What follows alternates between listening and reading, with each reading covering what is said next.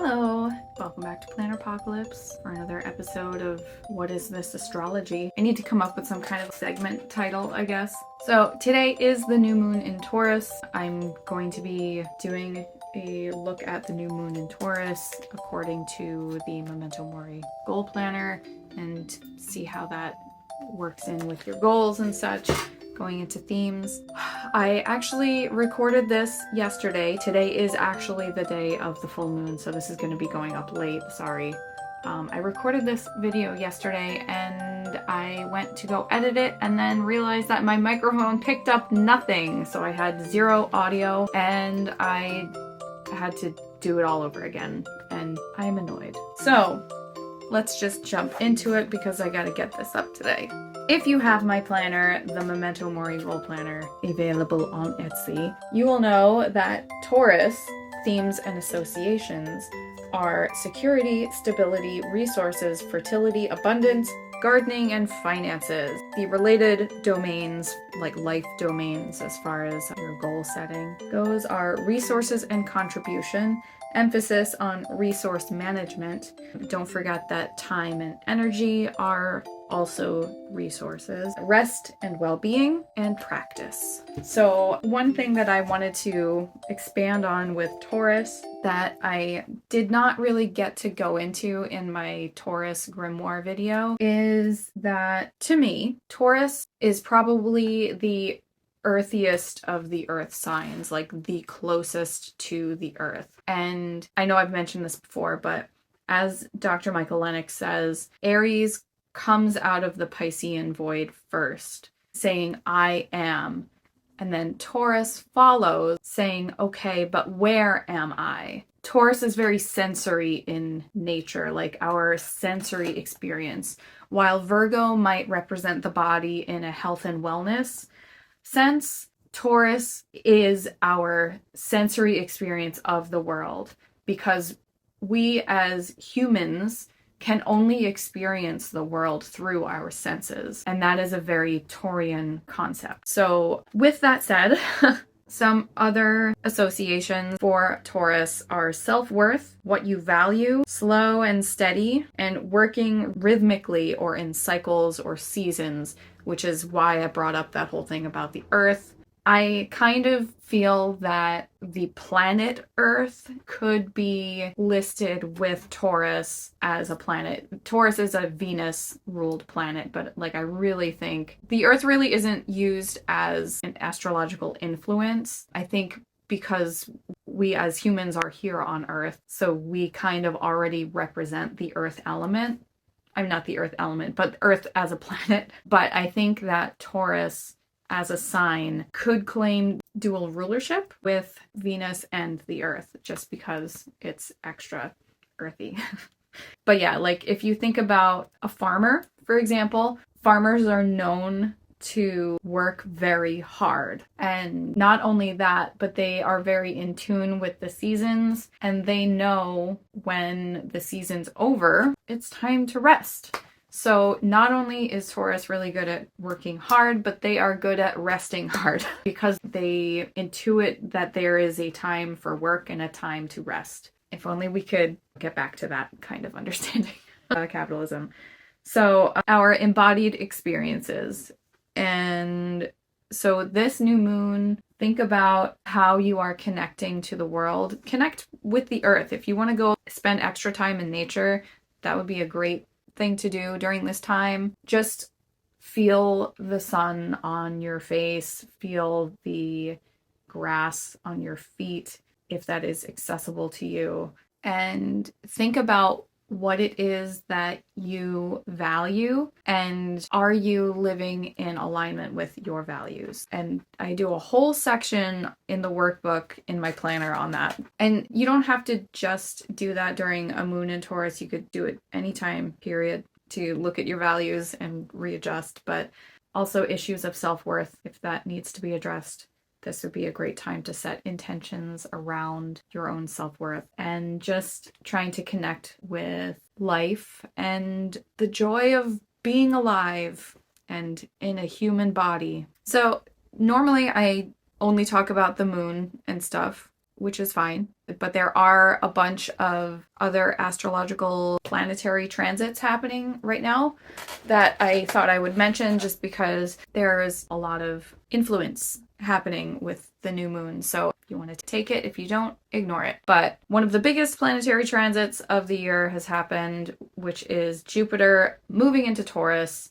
There's a bit of a pileup in Taurus right now. So the new moon is in Taurus. We've got Jupiter in Taurus, we have the North Node in Taurus, and we have Uranus in Taurus. So Jupiter in Taurus is going to be for the next 12 months. So until next May, you will have a bit of extra in whatever house this transit is hitting for you. And I will go through that in just a hot minute. So Jupiter is the great benefic in astrology. Whatever it touches, it expands. It is Daddy Warbucks or Daddy Jupiter, the giver, the expander. I kind of think about Jupiter as being the equivalent to the King of Pentacles in the tarot, where you know you have enough, so you're sharing with your people because you know there's enough to go around. So you're making sure that everyone else has their needs met. That's like the good side of Jupiter influence. Any planet has a shadow side as well. I feel like we are all kind of our own little sliding scale. We have nuance. So the other side of Jupiter, being the increaser or the expander, is going too far. You can overindulge. So watch out for excess greed, clinging to materialism, because we are talking about Taurus as well. Consumerism. The saying for Taurus is "I possess." So let's not go overboard with that. Because not only do we have Jupiter in Taurus, but we also have the North Node in Taurus. And that's just going to be for the next 2 months. So until July, when the lunar nodes switch signs. The North Node talks about an insatiable hunger for something. No matter how much you get of this thing, it's never enough to sate the hunger. Hence the word insatiable. And all know that there can be too much of even a good thing. So just be mindful of where you might be spinning off into obsessions. And if you do hit that point where you are overdoing it, you're overindulging, maybe you're just looking for those quick fixes. I need this right now. Just pause and get out your journal and start journaling about it. Why do I need this thing? Why do I need it right now? As Chani said on the subject of Jupiter and Taurus, trust your instincts instead of your anxiety.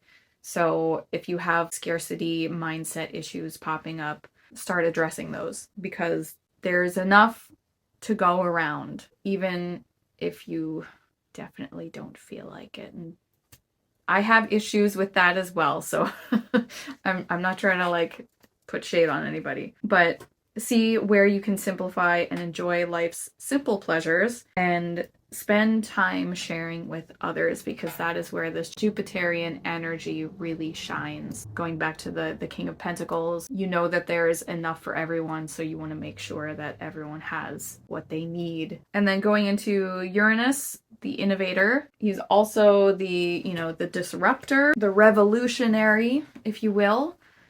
So where in your life can you restructure, rethink some of these things that are happening, some of these Taurian concepts? Stability, because Taurus is very much about stability and security. So if you have insecurity issues around any of these things happening in your chart, maybe it's time to do some intention setting around getting to the bottom of those. But I wanted to do something a little bit different this time. So instead of just riffing off the top of my head, I actually have here some journaling questions per little house thingy. So I'll put all of the journal questions in the description box in case you don't have time to jot them down. Also, if you happen to know your sun and or moon sign, feel free to take, well, really any of these journaling questions to answer for yourself. And everyone gets 3 questions. Each question has 2 parts. So here we go. Aries rising. So your Taurus is going to be in the second house of assets, resources, self-worth, your values, money, material wealth, finances, and security. What are my strongest values when it comes to money and finances? How can I align my spending and saving habits with these values to create greater stability and abundance in my life? What fears or limiting beliefs do I have when it comes to my financial security? How can I work to release these fears and cultivate a greater sense of trust and confidence in my ability to attract wealth and prosperity? What long-term financial goals do I have for myself? What practical steps can I take to move towards these goals, and what resources or support do I need to make them a reality? Taurus rising, this lunation is happening in your first house of self, identity, life force, vitality, appearance, and autonomy. So your journaling questions are, in what ways can I take better care of my physical body? How can I cultivate a more loving and nourishing relationship with myself? What goals do I have for personal growth and development over the next 6 months? What actions can I take to move towards these goals with greater confidence and clarity? Penny, my dog is just like causing an earthquake with my camera. Sorry. How can I use my natural strengths and talents to create greater abundance and prosperity in my life? What does success look like for me, and how can I ensure that I am aligning my goals with my values? Gemini rising, your Taurus is in the 12th house of fear, sorrows, endings, inner self, self-transcendence, meditation, spirituality, completion, surrender, and healing. These house things are getting like longer every single time I do this, but that's fine. So your journaling questions are, what fears or limiting beliefs hold me back from accessing my intuition or spiritual insight? How can I work towards releasing these fears and trusting my inner wisdom? What emotional baggage or unresolved traumas do I need to reconcile in order to achieve greater inner peace and mental clarity? How can I create a nurturing and healing space to process these experiences? How can I cultivate a stronger connection to my subconscious mind and dream life? What practices or tools can I use to explore my dreams and gain deeper insight into my psyche? Cancer rising. Your Taurus is in the 11th house of community, friends, wishes, good fortune, collaborations, activism, and shared humanity. What do I value most in my friendships and social connections? And how can I cultivate more of these qualities in my relationships? What new friends or connections might I seek out to expand my social circle? What are my long-term goals for personal growth and fulfillment? And how can I work towards these goals in collaboration with others? Who in my life might be supportive or inspiring when it comes to achieving these goals? In what ways do I wish to contribute to my community or society at large? What specific actions or initiatives can I take towards these aspirations, and how can I stay grounded and realistic while pursuing them? Because Taurus is all about being grounded, isn't it? Leo rising. Your Taurus is in the 10th house of career and public roles, goals, leadership, integrity, discipline, and ambition. What are my professional goals and aspirations? What specific steps can I take to make progress toward these goals in a practical and grounded way?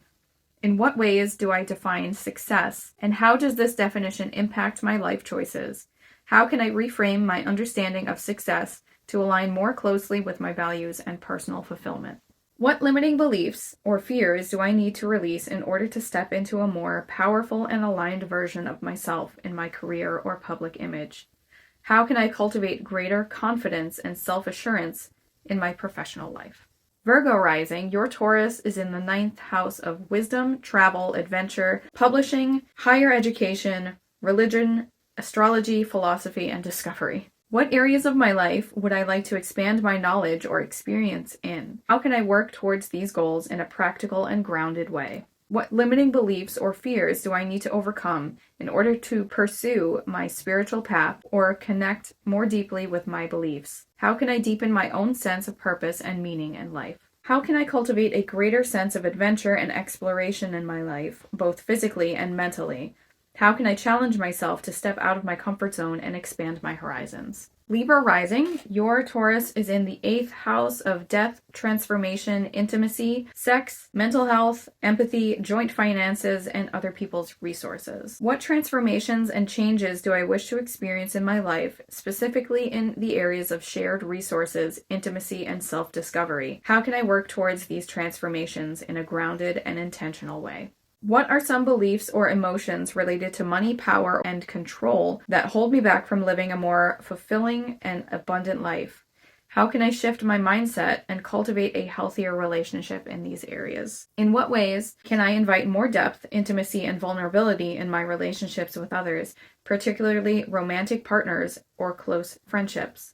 How can I ensure that these connections are grounded in mutual respect and trust? Scorpio rising. Your Taurus is in the 7th house of committed partnerships, romance, alliances, business partnerships, one-to-one relationships, boundaries, and trust. What do I need to look for in a partnership to ensure that it is fulfilling and supportive of my growth and happiness? What are some non-negotiables for me when it comes to relationships? How can I cultivate greater balance and harmony in my relationships, both romantic and platonic? What communication skills or tools can I use to effectively express my needs and listen to the needs of others? What personal patterns or beliefs do I need to release in order to attract more positive and fulfilling relationships into my life? How can I strengthen my ability to form deep connections and build trust with others? Sagittarius rising. Your Taurus is in the 6th house of daily work, health and routines, service to others, animal companions, habits, and systems. How can I cultivate greater efficiency and productivity in my work or daily routine? What practical steps can I take to streamline my tasks and create more space for rest and self-care? What habits or patterns do I need to release in order to achieve greater physical and mental health?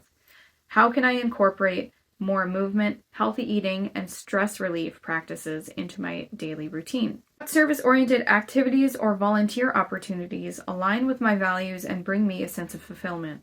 How can I create space in my life to give back to my community and contribute to causes that are important to me? Capricorn rising, that's me.